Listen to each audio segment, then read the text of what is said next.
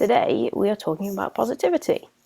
I have my co-host, Mr. Chonk, sleeping here next to me. I don't think he'll be saying much, he's here in spirit. So a couple of months back I did a video on how to find the goodness in any situation. I explained how a simple shift in perspective is hugely powerful, and that for any seemingly crappy situation there's always something good that can be found. Be that a lesson, an opportunity, or simply a chance to test your own resolve. But it's important not to confuse this with overt positivity, which has also become known as toxic positivity. Because in itself, positivity is a good thing. And in many instances, it can give hope, it can give inspiration, but not when it's taken too far or it's taken out of context, because when that happens, it can be hugely damaging for people.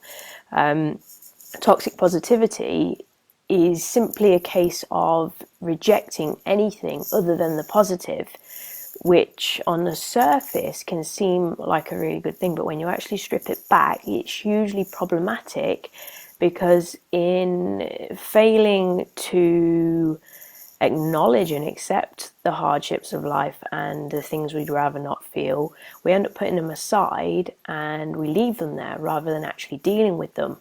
And in a failure to deal with them, we can never move past them. Because at the end of the day, you've heard me say this many times before, emotions are energy and they cannot be positive or negative. They're only what we perceive them to be through our experience and what we define them as. Which means just as we experience feelings of love and joy and happiness, we also need to experience pain and sadness and grief. You can't have one without the other.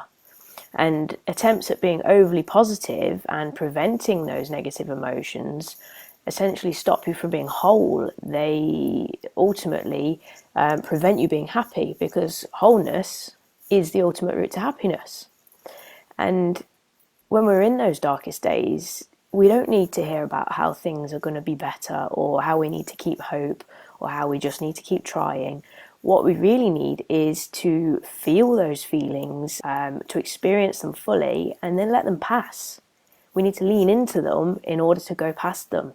Because the more you deny those feelings, the more energy you put into them, the bigger they become, the more they grow. And then eventually it will become bigger than you, and it will consume you.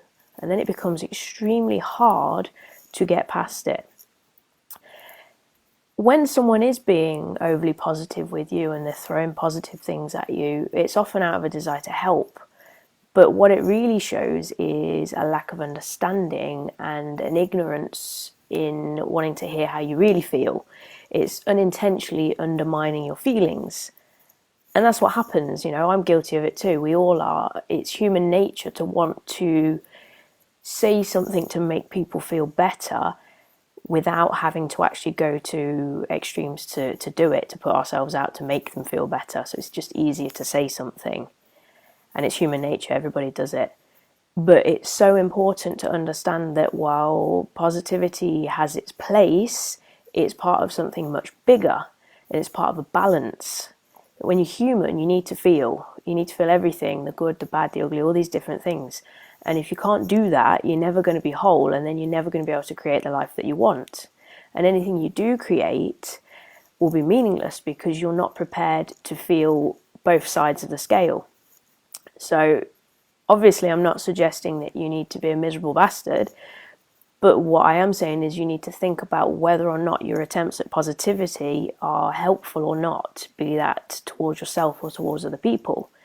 Because positivity has its place, but it's not the solution. I think a better solution perhaps would be empathy, a greater understanding of how people are feeling, and putting them in a place where they feel safe to express those feelings, rather than simply undermining them and shrugging it off with a positive comment. So with that said, come and join us in the Limitless community, because that is full of real world training, stuff that works, and there is no positive toxic positivity. If something's not so good, I will tell you it's not so good, and I will help you work your way around that. I'll pop up a link in the comments in a minute. I also wanted to let you know that there is a brand new playbook coming out soon called the Have It All Playbook, a simple 3-step formula for having it all as a modern woman. So if you want to be one of the first people to get your hands on a copy of that, you need to be in the group, because it's going to go up in the group before it goes public. So to get your hands on that before anyone else, just jump on over into the group.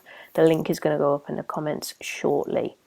But that is everything for today. Me and Mr. Chonk here, Mr. Sleepy Boy, are out, and I'll be back next week with another episode. I'll see you soon.